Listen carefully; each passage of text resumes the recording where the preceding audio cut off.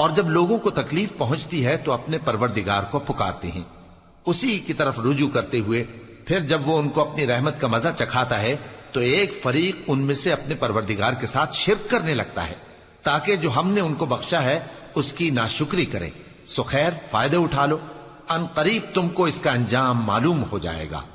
کیا ہم نے ان پر کوئی ایسی دلیل نازل کی ہے کہ پھر وہ ان کو اللہ کے ساتھ شرک کرنا بتاتی ہے؟ اور جب ہم لوگوں کو اپنی رحمت کا مزہ چکھاتے ہیں تو وہ اس سے خوش ہو جاتی ہیں، اور اگر ان کے اعمال کے سبب جو ان کے ہاتھوں نے آگے بھیجے ہیں انہیں کوئی تکلیف پہنچے تو نا امید ہو کر رہ جاتے ہیں۔